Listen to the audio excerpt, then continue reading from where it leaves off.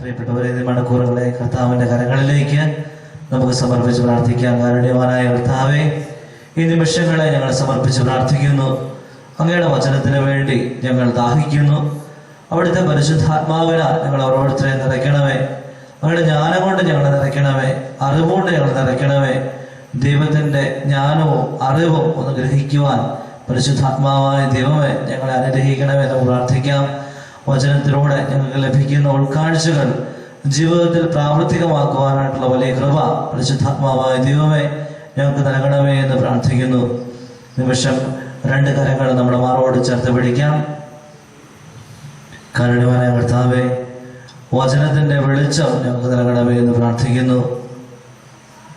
മുറിവുകളിൽ ആശ്വാസം പകരുന്ന, മുറിവുകൾ വെച്ച് കിട്ടുന്ന അങ്ങയുടെ ആശ്വാസ വചനം ഞങ്ങളുടെ ഹൃദയങ്ങളിലേക്ക് കർത്താവെ ഏറ്റെടുക്കുവാനായിട്ടുള്ള വലിയ കൃപ ഞങ്ങൾക്ക് ഓരോരുത്തർക്ക് നൽകണമെന്ന് പ്രാർത്ഥിക്കാം. ദൈവത്തിൻ്റെ പരിശുദ്ധാത്മാവേ, ഈ നിമിഷങ്ങളിൽ അങ്ങ് എഴുന്നള്ളി വന്ന് ഈ മക്കളിൽ ആവസിക്കണമേ, എന്നെ ശക്തിപ്പെടുത്തണമേ എന്ന് ഞങ്ങൾ പ്രാർത്ഥിക്കുന്നു. പരിശുദ്ധാത്മാവേ വേഗം പറന്നിറങ്ങണമേ. ഉന്നതമായ പ്രസാദവരങ്ങൾ ദാസർക്കേകണമേ. പരിശുദ്ധാത്മാവേ വേഗം പറന്നിറങ്ങണമേ.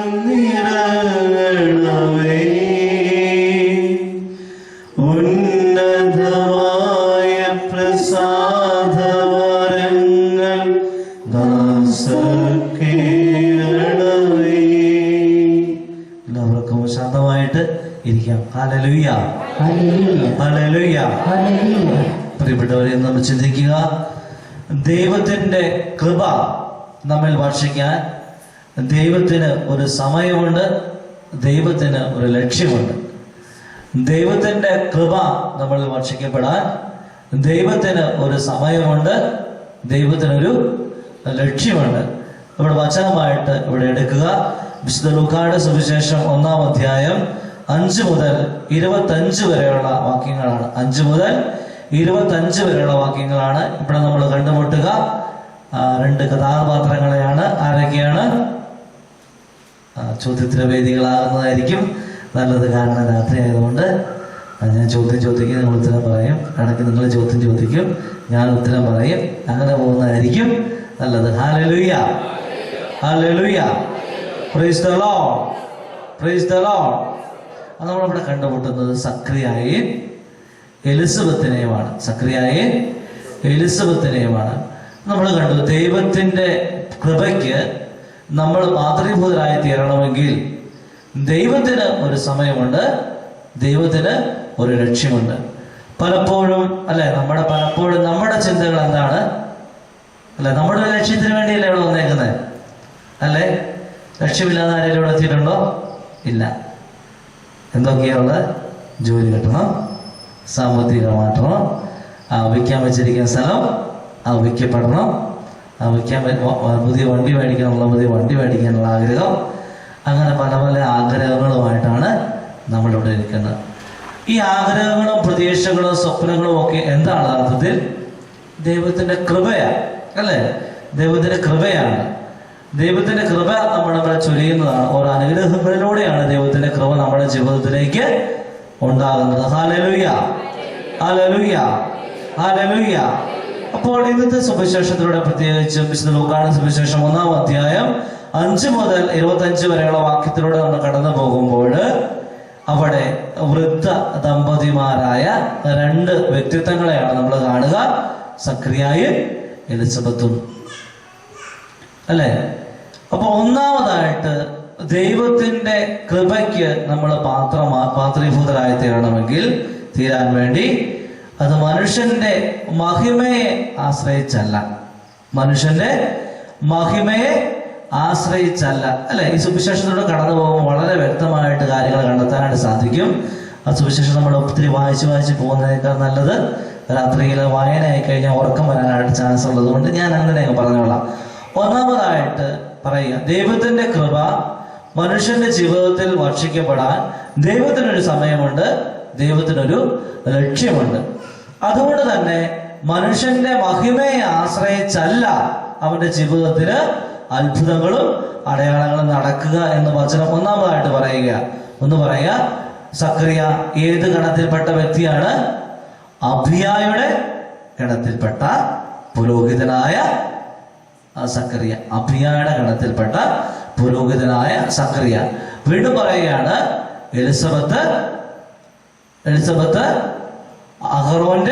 അഹറോന്റെ വംശത്തിൽപ്പെട്ടവളാണ്. എലിസബത്ത് അഹറോന്റെ വംശത്തിൽപ്പെട്ടവളാണ്. അപ്പൊ നമ്മൾ പ്രത്യേകിച്ച് ഈ രണ്ട് കാര്യങ്ങൾ നമ്മുടെ മനസ്സിലേക്ക് വരുമ്പോൾ ദൈവത്തിന്റെ മഹിമ കൊണ്ടല്ല, ഈ വൃദ്ധ ദമ്പതികൾ വർഷങ്ങളായിട്ട് കർത്താവിന്റെ സന്നിധിയിൽ പ്രാർത്ഥിക്കാൻ, അല്ലെ, വർഷം തോറും ജെറുസലേം ദേവാലയത്തിൽ പോവുകയും പ്രാർത്ഥിക്കുകയും ചെയ്തിരുന്ന ഒരു ദമ്പതിമാരാണ്. പിന്നെ ഇവരുടെ പ്രത്യേകത എന്ന് പറഞ്ഞു കഴിഞ്ഞാൽ സക്കറിയ അബിയായുടെ ഗണത്തിൽപ്പെട്ട പുരോഹിതന്മാരിൽ ശ്രേഷ്ഠനായിരുന്നു. എലിസബത്ത് ആരുടെയാണ്? അഹ്റോന്റെ വംശത്തിൽപ്പെട്ട വ്യക്തി, അല്ലെ, ഏറ്റവും ആദ്യത്തെ പുരോഹിതനായ അഹ്റോന്റെ വംശത്തിൽപ്പെട്ട ആളായിരുന്നു എലിസബത്ത്. അപ്പൊ അവരുടെ മഹിമയുടെ വെളിച്ചത്തിൽ ഒരുപക്ഷെ ഇത്രമാത്രം അനുഗ്രഹിക്കപ്പെട്ട ഈ കുടുംബത്തിന് ദൈവത്തിന് നേരത്തെ കുഞ്ഞുങ്ങളെ നൽകാമായിരുന്നു. എല്ലാ ദിവസവും പള്ളി വരുന്നതാണ്, എല്ലാ ദിവസവും പ്രാർത്ഥനയിൽ കൂടുന്നവരാണ്, എല്ലാ ദിവസവും വിശുദ്ധ കുർബാന സ്വീകരിക്കുന്നവരാണ്. എൻ്റെ അപ്പനും അമ്മയുടെ അമ്മയും ഒക്കെ വലിയ കുടുംബം, പാരമ്പര്യവും മഹിമയുമുള്ളവരൊക്കെയാണ്. ഞങ്ങളുടെ കുടുംബത്തിലുള്ള തലമുറകൾ നോക്കിക്കഴിഞ്ഞാൽ അനേകം പൈസ വൃദ്ധ മന്ദിരങ്ങൾക്ക് വേണ്ടി കൊടുത്തിട്ടുണ്ട്, അനേക സംഭാവനകൾ പള്ളിക്ക് വേണ്ടി കൊടുത്തിട്ടുണ്ട്. പള്ളി പണിയാൻ വേണ്ടിയുള്ള സകലമാന കാര്യങ്ങളിലും നേതൃത്വം വഹിച്ചിരുന്ന എൻ്റെ അപ്പച്ചനും എൻ്റെ വല്യമ്മയും വല്യപ്പനും ഒക്കെ ആയിരുന്നു. അപ്പൊ ഇങ്ങനെ മഹിമയുടെ ഒരു കാലഘട്ടത്തിലൂടെ കടന്നു പോകുമ്പോൾ, അല്ല, മഹിമയെ കുറിച്ച് പറയുമ്പോൾ ഇങ്ങനെ മഹിമയുടെ വെളിച്ചത്തിൽ എനിക്ക് പലതും ദൈവത്തിന്റെ കരങ്ങളിൽ നിന്ന് കിട്ടും എന്നാരും വിചാരിക്കണ്ട. മഹിമയുടെ വെളിച്ചത്തിലല്ല ദൈവത്തിന്റെ കൃപ നമുക്ക് ലഭിക്കുന്നത്, മറിച്ച് അത് ദൈവത്തിന് ഒരു സമയമുണ്ട്, ദൈവത്തിനൊരു ലക്ഷ്യമുണ്ട്. ദൈവത്തിന് ലക്ഷ്യം പൂർത്തിയാക്കുവാൻ ദൈവം ആഗ്രഹിക്കുന്ന സമയങ്ങളിൽ ദൈവം നമുക്ക് നൽകുന്ന ദാനങ്ങളാണ്, അനുഗ്രഹങ്ങളാണ് ദൈവത്തിന്റെ കൃപ എന്ന് നമ്മൾ തിരിച്ചറിയണം. അതുകൊണ്ടാണ് അബിയായുടെ ഗണത്തിൽപ്പെട്ട പുരോഹിതനായ സക്കറിയ, അഹ്റോന്റെ വംശത്തിൽപ്പെട്ട എലിസബത്ത് ഇങ്ങനെ മഹിമയുടെ വെളിച്ചത്തിൽ നിൽക്കുന്ന വ്യക്തികളാണ്. അവരുടെ ഒരു തലമുറകളുടെ വെളിച്ചത്തിലേക്ക് തിരിഞ്ഞു നോക്കിക്കഴിഞ്ഞാൽ അവിടെ കുറവുകളില്ല, കുറ്റങ്ങളില്ല, പോരായ്മകളില്ല. പക്ഷെ അവരുടെ ജീവിതത്തിൽ ഒരു പോരായ്മയുണ്ട്, അവർക്ക് കുഞ്ഞുങ്ങൾ ഇല്ല. അത് വർഷങ്ങളായിട്ട് എത്രയും വർഷം കടന്നു പോയിട്ടും അവരുടെ ജീവിതത്തിൽ ഒരു കുഞ്ഞക്കാല് കാണാനായിട്ടുള്ള അനുഗ്രഹം അവർക്കില്ല. പ്രിയപ്പെട്ട സഹോദരങ്ങളെ, നമ്മുടെ ജീവിതത്തിലേക്ക് നമുക്കൊന്ന് തിരിഞ്ഞു വരാം. നമ്മളിപ്പോൾ പലപ്പോഴും പല കാര്യങ്ങൾക്ക് വേണ്ടി ആഗ്രഹിക്കാനും പ്രാർത്ഥിക്കാനും തുടങ്ങിയിട്ട് വർഷങ്ങളായി കാണും, അല്ലെ? Hallelujah, hallelujah, praise the Lord, praise the Lord, praise the Lord, hallelujah. അപ്പോൾ ഈ വൃദ്ധ ദമ്പതിമാര് ഇത്രയും വർഷക്കാലം ജെറുസലേം ദേവാലയത്തിൽ വന്ന് പ്രാർത്ഥിച്ച് പ്രാർത്ഥനകൾ അർപ്പിച്ച് കടന്നുപോയിട്ടും അവരുടെ ജീവിതത്തിൽ ദൈവം ഇതുവരെ ഒരു അത്ഭുതങ്ങളും അടയാളങ്ങളും വർഷിക്കാനായിട്ട് തയ്യാറായില്ല. അതൊരു സമയത്തിന് വേണ്ടി കർത്താവ് കാത്തിരിക്കുക. ദൈവത്തിന്റെ സമയം വന്നു ചേരാൻ വേണ്ടി ദൈവം കാത്തിരിക്കുക, അവന് കൃപ കൊടുക്കാൻ വേണ്ടി. പ്രിയപ്പെട്ടവർ, നമ്മുടെ ജീവിതത്തിൽ പലപ്പോഴും പല കാര്യങ്ങളും നടക്കാൻ വേണ്ടി പ്രാർത്ഥിക്കാൻ തുടങ്ങിയിട്ട് വർഷങ്ങളായി കാണും, അല്ലേ? വിവാഹം കഴിഞ്ഞതിന് ശേഷം ആ രാത്രിയിൽ തൊട്ട് ഭർത്താവിന്റെ മദ്യപാനം മാറാൻ വേണ്ടി പ്രാർത്ഥിക്കുന്ന ഭാര്യമാരുണ്ട്. അത് ഈ 25-ാം വാർഷികം കഴിഞ്ഞിട്ടും 26-ാം വാർഷികം കഴിഞ്ഞിട്ടും 50-ാം വാർഷികം കഴിഞ്ഞിട്ടും തീരാത്ത ആൾക്കാരുണ്ട്. അപ്പൊ അങ്ങനെ ആയിരിക്കുന്ന അവസ്ഥകള്, അങ്ങനെ അവസ്ഥയിലൂടെ യാത്ര ചെയ്യുന്ന വ്യക്തികള് ഓർക്കണം, എൻ്റെ തമ്പുരാന് എൻ്റെ ജീവിതത്തിൽ എന്തോ ഒരു പദ്ധതി ഉണ്ട്. എൻ്റെ ജീവിതത്തിലേക്ക് ദൈവത്തിന്റെ കൃപ കടന്നു വരാൻ വേണ്ടി ദൈവം ഒരു സമയം വെച്ചിട്ടുണ്ട്. ദൈവം ഒരു ലക്ഷ്യം വെച്ചിട്ടുണ്ട്. പ്രിയപ്പെട്ട സഹോദരങ്ങളെ, ഇങ്ങനെ ഉള്ള ഒരു അധപതനത്തിന്റെ മേഖലയോടെ യാത്ര ചെയ്യുന്ന ഒത്തിരി വ്യക്തികളെ നമുക്ക് കണ്ടെത്താനായിട്ട് സാധിക്കും. പ്രത്യേകിച്ച് മദ്യപാനത്തിന്റെ കാര്യങ്ങളില് മക്കളെ കുറിച്ചുള്ള ഉത്കണ്ഠകള്, വർഷങ്ങളായി മക്കളുടെ ഈ ദുരാവസ്ഥയിൽ നിന്ന് മാറണമെന്ന് ആഗ്രഹിക്കുകയും പ്രാർത്ഥിക്കുകയും ചെയ്തിട്ടും ഒരു ഉത്തരവ് കിട്ടാത്ത വ്യക്തികള് അവരുടെ ജീവിതത്തിൽ ഉണ്ടാവാം. അപ്പൊ ഇങ്ങനെയുള്ള വ്യക്തികള് അവരുടെ ജീവിതത്തിലൂടെ യാത്ര ചെയ്യുമ്പോൾ സുവിശേഷം നമ്മെ ഓർമ്മപ്പെടുത്തുകയാണ്, ദൈവത്തിന്റെ കൃപ നിന്റെ ഭവനത്തിലേക്ക്, നിന്റെ പ്രിയപ്പെട്ട മക്കളിലേക്ക് ഇറങ്ങി വരാൻ വേണ്ടി, അല്ലെ അവരുടെ ജീവിതത്തിൽ പ്രാവർത്തികമാകുവാൻ വേണ്ടി ദൈവത്തിന് ഒരു സമയമുണ്ട്, ദൈവത്തിനൊരു ലക്ഷ്യമുണ്ട്. അപ്പൊ നിനക്ക് പ്രാർത്ഥിക്കാവുന്ന ഒരു കാര്യമേ ഉള്ളൂ. ദൈവത്തിന്റെ സന്നിധിയിൽ നിൽക്കുമ്പോൾ നീ ദൈവത്തോട് പ്രാർത്ഥിക്കുക, കർത്താവേ നിന്റെ സമയം വേഗമാകണം, അല്ലെ? പ്രത്യേകിച്ച് നമുക്കറിയാം, അപ്പസ്തോല പ്രവർത്തനങ്ങളോട് കടന്നു പോകുമ്പോൾ പ്രത്യേകിച്ചും അപ്പസ്തോല ഗണങ്ങൾ, പ്രത്യേകിച്ചും ആദിമ ക്രൈസ്തവ സമൂഹം എപ്പോഴും പ്രാർത്ഥിച്ചിരിക്കുന്നു, മാറാനാത്ത ദൈവമേ വേഗം വരണമേ, ദൈവമേ വേഗം വരണമേ എന്ന് ആഗ്രഹിച്ച് പ്രാർത്ഥിക്കുന്ന ഒരു ആരാധന സമൂഹത്തെയാണ് നമ്മൾ കണ്ടെത്തുക. അപ്പോൾ പ്രത്യേകിച്ച് ഈ വചനത്തിലൂടെ കടന്നു പോകുമ്പോൾ തമ്പുരാൻ പറയുകയാണ്, കർത്താവിന് ഒരു ദിവസം 1000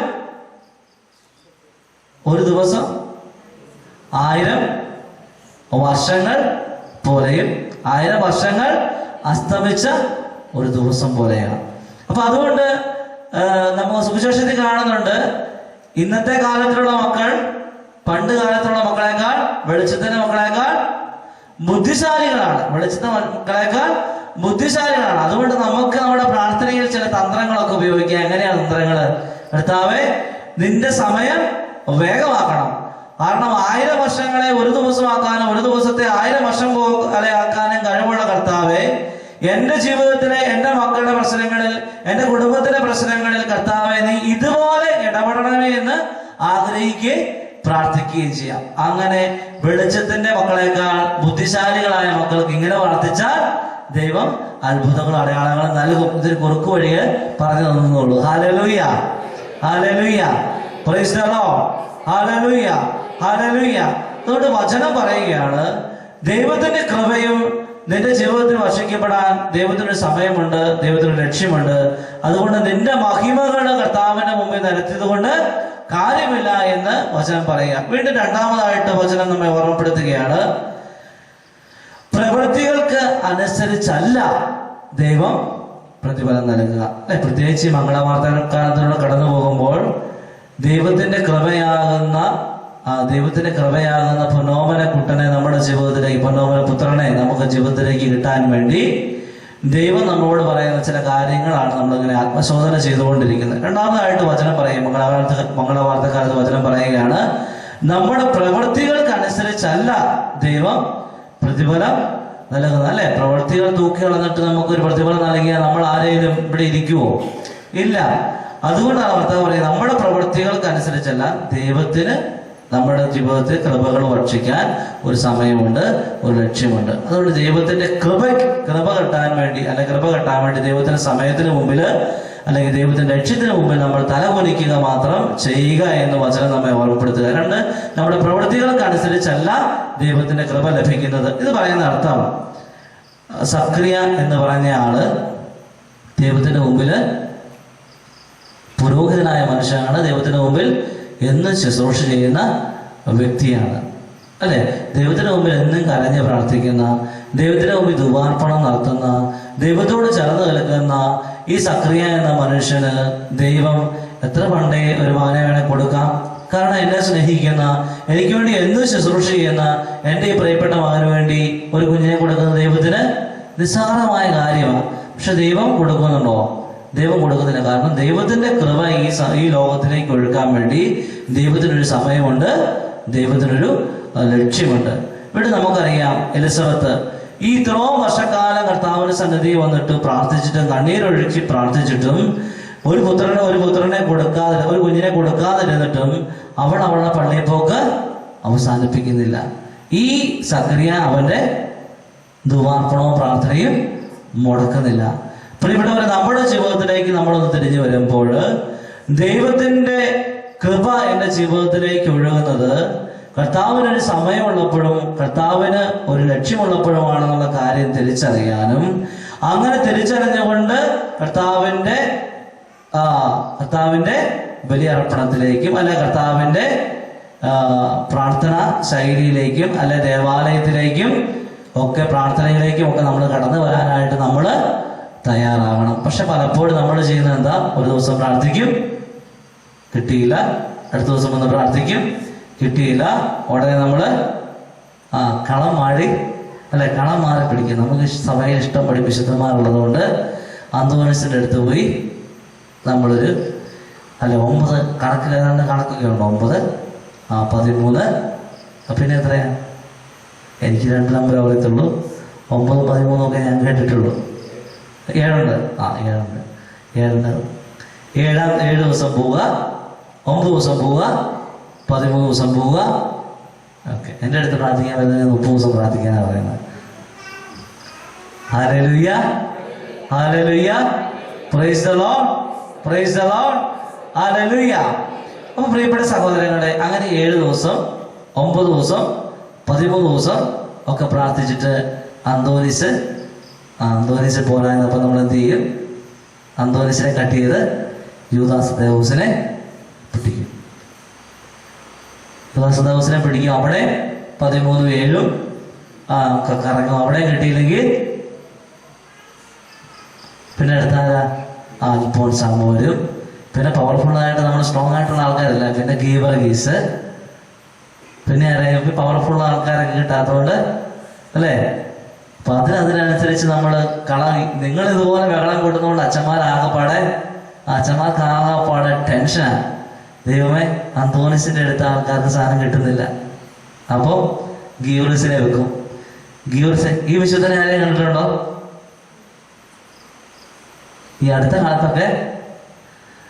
കാലത്ത് ഞങ്ങൾ പൊക്കിക്കൊണ്ടുവന്ന വിശുദ്ധനാണ്. Hallelujah, hallelujah, praise the Lord, praise the Lord, hallelujah, hallelujah. അപ്പോൾ സത്യം പറഞ്ഞു കഴിഞ്ഞാല് ഇപ്പൊ അന്തോണിസിന്റെ അടുത്ത് ചെന്ന് കഴിഞ്ഞാൽ അന്തോണിസിന് ഒരു പ്രത്യേക ഗുണമുണ്ട്. കാണാതെ പോയ കാര്യങ്ങളൊക്കെ കിട്ടും. അപ്പൊ പിന്നെ ഗീവർഗീസിന്റെ അടുത്ത് പോയാൽ പാമ്പ് അല്ലെ പൈശാചികബാധ അങ്ങനെയൊക്കെയുള്ള കേസുകളൊക്കെ മാക്സിമം കളയും. ഗ്രീവസ് കൊണ്ടുകളെ കളയും. പിന്നെ യൂദാസ്തേവൂസ് എന്ന് പറഞ്ഞു കഴിഞ്ഞാൽ അസാധ്യ കാര്യങ്ങളായിട്ടുള്ള കാര്യങ്ങളൊക്കെ അല്ലേ, കണ്ണടയ്ക്കുന്ന തരത്തിൽ അസാധ്യമായ കാര്യങ്ങളൊക്കെ നടക്കും. അപ്പൊ ഈ ഇടയ്ക്ക് ഇരുന്നപ്പോൾ ഇവിടെ വരുന്ന ആൾക്കാർക്കെല്ലാം വിദേശത്തേക്ക് പോകാൻ വേണ്ടി ഇവിടെ ആൾക്കാർ മാക്സിമം അച്ഛൻ പ്രത്യേകം പ്രാർത്ഥിക്കണം. എൻ്റെ മകൻ വിദേശത്തേക്ക് പോകാൻ വേണ്ടി വിസ ശരിയായിക്കൊണ്ടിരിക്കുക. അച്ഛനൊന്ന് പ്രത്യേകം പ്രാർത്ഥിക്കണം, വിസ ശരിയാക്കണം. അപ്പൊ ഞങ്ങളിങ്ങനെ പ്രാർത്ഥിച്ച് എന്താ പറഞ്ഞ ഈശോയെ ഒന്ന് ശരിയാക്കി തരണം, വിദേശത്തേക്ക് പോകാനുള്ളൊരു വിശുദ്ധൻ. അങ്ങനെ നോക്കിയിരിക്കുമ്പോൾ പ്ലെയിനുമായിട്ടൊരു വിശുദ്ധനെ ഞങ്ങൾ കണ്ടുമുട്ടി. Hallelujah, hallelujah, praise the Lord, hallelujah. അപ്പൊ ജോസഫ് കുപ്പർത്തീനോ പേര് പറയാനാ ചില പാടാ അല്ലേ. ആൾക്കാർ പ്രാർത്ഥിക്കാൻ 13 ദിവസം ചെല്ലുമ്പോഴത്തെ ഇടയ്ക്ക് തെറ്റിപ്പോകാനുള്ളൊരു ചാൻസും ഇതിനകത്തുണ്ട്. അതുകൊണ്ട് ഒന്ന് തെറ്റിപ്പോയി കഴിഞ്ഞാൽ അടുത്ത പ്രാവശ്യം വീണ്ടും 13 ചെല്ലണമല്ലോ. അതുകൊണ്ട് അങ്ങനെ ഒരു ഉപകാരം ഇവിടെ ഉണ്ട്. Hallelujah, hallelujah, praise the Lord, praise the Lord, hallelujah. അങ്ങനെ പ്ലെയിനൊക്കെ പിടിച്ചിരിക്കുന്ന ഈ വിശുദ്ധനോട് പ്രാർത്ഥിച്ചാലുള്ള ഗുണവും എന്താണ്? വിദേശത്തേക്ക് പോകാനുള്ള കാര്യങ്ങളൊക്കെ നടക്കും. ഹല്ലേലൂയ, നടക്കും കേട്ടോ. ഹല്ലേലൂയ. അച്ഛൻ ഈ തമാശ പറഞ്ഞാൽ ഇതിനകത്ത് തമാശനടക്കും ചില കാര്യങ്ങളൊക്കെ ഉണ്ട്. ഉറങ്ങുന്നവരും മറന്നുപോയേക്കില്ല. അച്ഛൻ പ്ലെയിൻ്റെ കാര്യം പറഞ്ഞല്ലോ. എല്ലാവരും ഇങ്ങോട്ടെല്ലാം കൊണ്ടുപോകുന്നുണ്ടോ എന്ന് ചോദിച്ചുകൊണ്ട് ആരും കൈ പൊക്കാനായിട്ട് ഇവിടെ വന്നേക്കരുത്. Hallelujah, praise the Lord, hallelujah. അച്ഛൻ ഈ വിശുദ്ധന്മാരെ കുറിച്ച് മാത്രമേ പറയുന്നുള്ളൂ. പ്ലെയിൻ അതിന്റെ ഇടയ്ക്ക് വിശുദ്ധ കയ്യിലിരിക്കുന്നതിനെ കുറിച്ച് പറഞ്ഞെന്നുള്ളൂ കേട്ടോ. Hallelujah, hallelujah, praise the Lord, praise the Lord, hallelujah. പ്രിയപ്പെട്ട സഹോദരങ്ങളെ, ഈ തമാശക്ക് നമ്മൾ പറഞ്ഞെങ്കിലും നമ്മുടെ പ്രാർത്ഥനാ രീതികൾ പലപ്പോഴും എങ്ങനെയാ? ഒരിടത്ത് നോക്കും, കിട്ടിയില്ലെങ്കിൽ അടുത്ത സ്ഥലത്തേക്ക് പോകും അല്ലേ. അപ്പൊ പ്രാർത്ഥനയുടെ കാര്യത്തിൽ വിശുദ്ധന്മാരുടെ കാര്യത്തിൽ മാത്രമല്ല അല്ലേ. എവിടത്ത് ഒന്നും അറിയപ്പെടുന്നല്ല. അണക്കര പോയി കഴിഞ്ഞാൽ കിട്ടുമോ നോക്കും, അണക്കര രക്ഷയില്ല. പിന്നെ അട്ടപ്പാടിക്ക് പോകും അല്ലേ. നേരത്തെ അട്ടപ്പാടി ആയിരുന്നു, വീണ്ടും തിരിച്ച് അണക്കരയായി. എന്തിനാട്ടെ. അപ്പൊ അണക്കര പോവും, കിട്ടിയല്ല. അട്ടപ്പാടിക്ക് പോവും, കിട്ടിയല്ല. എന്നാ പിന്നെ മലപ്പള്ളി ആലപ്പുഴയിൽ നിന്ന് പേര് കേൾക്കുന്നുണ്ടെന്ന് അവിടെയും കൂടെ ഒന്ന് പോയി നോക്കിയേക്കാം. Hallelujah, praise the Lord, hallelujah. അപ്പൊ നമ്മുടെ യാത്രകൾ ഇങ്ങനെ പോയിക്കൊണ്ടിരിക്കുക. പക്ഷെ ഈ വചനം നമ്മെ ഓർമ്മപ്പെടുത്തുക, ദൈവത്തിന്റെ കൃപ മനുഷ്യന്റെ ജീവിതത്തിലേക്ക് പ്രവർത്തിക്കാൻ ദൈവത്തിനൊരു സമയമുണ്ട്, ദൈവത്തിനൊരു ലക്ഷ്യമുണ്ട്. ദൈവത്തിന്റെ സമയത്തും ദൈവം ആഗ്രഹിക്കുന്ന ലക്ഷ്യം ആഗ്രഹിക്കുമ്പോഴും മാത്രമേ, അല്ലെ ലക്ഷ്യം അതിന്റെ കേന്ദ്ര ഭാഗത്ത് എത്തുമ്പോഴും മാത്രമേ കർത്താവ് കൃപ നൽകുകയുള്ളൂ, അനുഗ്രഹം നൽകുകയുള്ളൂ. അതുകൊണ്ട് നമ്മൾ ആരും എത്ര വടം പിടിച്ചാലും വടം പിടിക്കാന്നേ ഉള്ളൂ, വടം പിടിച്ചോണ്ടിരിക്കാന്നേ ഉള്ളൂ. ഇത് ഇതല്ല, നമുക്ക് ഇത് പറഞ്ഞിട്ട് കാര്യമൊന്നുമില്ല. ഉത്തരത്തായിരിക്കുന്നത് എടുക്കാമെങ്കിൽ കഷ്ടത്തിലുള്ളത് അപ്പോണം, അത് ശരിയാ. Hallelujah, hallelujah, praise the Lord. അതുകൊണ്ട് പ്രിയപ്പെട്ട സഹോദരങ്ങളെ, വചനം നമ്മെ ഓർമ്മപ്പെടുത്തുകയാണ്, പ്രവൃത്തികൾക്കനുസരിച്ചല്ല ദൈവം നമുക്ക് പ്രതിഫലം നൽകുന്നത്. ഞാൻ ഇന്ന വിശുദ്ധരെടുത്ത് പോയി പ്രാർത്ഥിച്ചല്ലോ, അല്ല ഞാൻ എല്ലാ ഞായറാഴ്ചയും പോകുന്നുണ്ടല്ലോ, എൻ്റെ മക്കൾ ദൈവത്തോടൊന്നും ചെയ്തിട്ടില്ലല്ലോ, എൻ്റെ മക്കൾ ദൈവത്തോട് ദൈവവിശ്വാസത്തിൽ ചേർന്ന് നിന്നാണല്ലോ പ്രവർത്തിച്ച്, എൻ്റെ മക്കൾ കുമ്പസാരിക്കുന്നുണ്ടല്ലോ, ഞാൻ കുമ്പസാരിക്കുന്നുണ്ടല്ലോ, എൻ്റെ ഭർത്താവ് കുമ്പസാരിക്കുന്നുണ്ടല്ലോ, ഞങ്ങൾ ദശാംശം കൊടുക്കുന്നുണ്ടല്ലോ, പിന്നെ എന്തുകൊണ്ടാണ് ഞങ്ങളുടെ പ്രവൃത്തികൾക്കനുസരിച്ച് ദൈവത്തിൻ്റെ പ്രതിഫലം തന്നാൽ പോരെ എന്ന് നമ്മൾ ചോദിക്കുമ്പോൾ ഭർത്താവ് പറയും, നിങ്ങളുടെ പ്രവൃത്തികൾക്കനുസരിച്ചല്ല ഞാൻ പ്രതിഫലം നൽകുന്നത്, എനിക്കൊരു ലക്ഷ്യമുണ്ട്, നിന്റെ കുടുംബത്തില് എനിക്കൊരു ലക്ഷ്യമുണ്ട്. നിന്റെ കുടുംബത്തിലെ ലക്ഷ്യം സാധിക്കുമ്പോഴാണ്, അല്ലെങ്കിൽ ആ ലക്ഷ്യത്തിന് സമയം എത്തുമ്പോഴാണ് ഞാൻ ഈ കൃപകൾ നിങ്ങൾക്ക് നൽകുന്നത്. Hallelujah, hallelujah, praise the Lord, hallelujah, hallelujah, praise the Lord, hallelujah. അതുകൊണ്ട് പ്രിയപ്പെട്ട മക്കളെ, ഈ ഒരു വലിയ വിശ്വാസം നമ്മുടെ ജീവിതത്തിലേക്ക് നമുക്കുണ്ടായിരിക്കണം.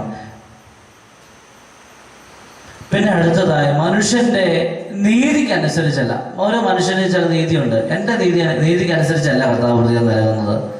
ചിലരുടെ വിചാരമുണ്ട്, എൻ്റെ നീതിക്കനുസരിച്ചാ എൻ്റെ കുടുംബത്തെ രക്ഷിക്കുന്നത്. നിന്റെ നീതി അനുസരിച്ചൊന്നുമല്ല കുടുംബം രക്ഷിക്കപ്പെടുന്നത്. ദൈവത്തിൻ്റെ കൃപയാ എല്ലാത്തിൻ്റെയും പിന്നില്, അല്ലാതെ നമ്മുടെ നീതീകരണമല്ല, അല്ലേ?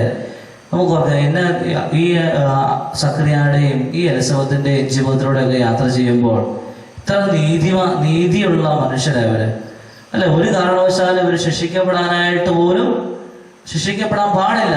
അത്രമാത്രം നീതിയുടെ മാർഗത്തിലൂടെ സഞ്ചരിക്കുന്ന വ്യക്തികളാണ് ഇവർ രണ്ടുപേരും. ജെറുസലേം ദേവാലയത്തിലേക്ക് പോകുന്നുണ്ട്, കാര്യങ്ങൾ ചെയ്യുന്നുണ്ട്, അല്ലെ? ഇത്ര നീതിപൂർവ്വം ചെയ്യുന്നത്. ഒരു യഹൂദൻ എല്ലാ വർഷവും പോകണം, പ്രാർത്ഥിക്കണം. അങ്ങനെ നീതിയുടെ മാർഗത്തിലൂടെ യാത്ര ചെയ്യുന്നവരുടെ ജീവിതത്തിന് കർത്താവ് ഒരു വലിയ കുറവ് കൊടുത്തിരിക്കുകയാണ്. അപ്പോൾ പ്രിയപ്പെട്ട സഹോദരങ്ങളെ, നമ്മുടെ ജീവിതത്തിൽ നമ്മൾ ചോദിക്കുന്ന ചോദ്യങ്ങളുണ്ട്. ഇത്രമാത്രം നീതിയോടെ യാത്ര, അല്ല, പല വ്യക്തികളും, എൻ്റെ അയൽവക്കക്കാരും എൻ്റെ പ്രിയപ്പെട്ടവരും ഒക്കെ അനീതിയുടെ മാർഗത്തിൽ നടക്കുമ്പോൾ ഞാൻ എത്രമാത്രം നീതിയോടെ യാത്ര ചെയ്യുന്ന വ്യക്തിയാണ്.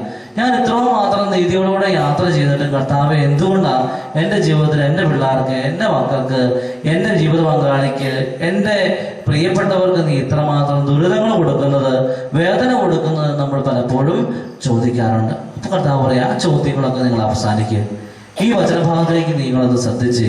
ഈ വചനത്തിലൂടെ കർത്താവ് പറയുക, ദൈവത്തിന് എല്ലാത്തിനും ഒരു ലക്ഷ്യമുണ്ട്, ദൈവത്തിന് എല്ലാത്തിനും ഒരു സമയമുണ്ട് നിന്റെ ജീവിതത്തിൽ കൃപ വർഷിക്കാൻ വേണ്ടി. എൻ്റെ പ്രിയപ്പെട്ട സഹോദരങ്ങളെ, പലപ്പോഴും നമ്മുടെ ജീവിതത്തിലൂടെ യാത്ര ചെയ്യുമ്പോഴൊക്കെ നമുക്ക് കണ്ടെത്താനായിട്ട് സാധിക്കും കർത്താവിൻ്റെ വലിയ കൃപ നമ്മുടെ ജീവിതത്തിൽ ഒഴുകുന്നത്. അപ്പോൾ ആ ഒഴുകുന്നത് കർത്താവ് ഒരു സമയമുണ്ട്. ഞാൻ 2-3 വർഷങ്ങൾക്ക് മുമ്പ് ഞാൻ തമിഴ്നാട്ടിലായിരുന്നു. തമിഴ്നാട്ടിലുണ്ടായ സമയത്ത് ഞാൻ റീജൻസി ചെയ്ത സ്ഥലത്തെ അച്ഛൻ തോമസ് തളത്തിൽ എന്ന് പറയും. അച്ഛൻ ആകാശപ്പറവുകൾ പോലെയുള്ള മാനസിക രോഗികളെ നോക്കുന്നൊരു വലിയ പ്രസ്ഥാനമാണ്. അവിടെ 10 വയസ്സ് തൊട്ട് 18 വയസ്സ് വരെയുള്ള ഒരാളുടെ സെക്ഷൻസ്, അതിനുശേഷം 18 വയസ്സ് മുതൽ മുമ്പോട്ടുള്ള ആൾക്കാരുടെ സെക്ഷൻ, അങ്ങനെ പല സെക്ഷനായിട്ട് തിരിച്ച് ഒരു വലിയ പ്രസ്ഥാനം, ആശാഭവൻ എന്ന് പറഞ്ഞ് ഭയങ്കര വലിയൊരു പ്രസ്ഥാനം നടക്കുന്നത്. ദൈവത്തിൻ്റെ വലിയ കൃപ കണ്ടെത്തുന്ന ഒരു വേദിയാണ്. അപ്പം ഈ മക്കൾക്ക് വേണ്ടി ഞങ്ങളുടെ തന്നെ കൃഷി സ്ഥലമുണ്ട്. ഞാൻ അവിടെ റീജൻസി ചെയ്തുകൊണ്ട് എനിക്കറിയാം.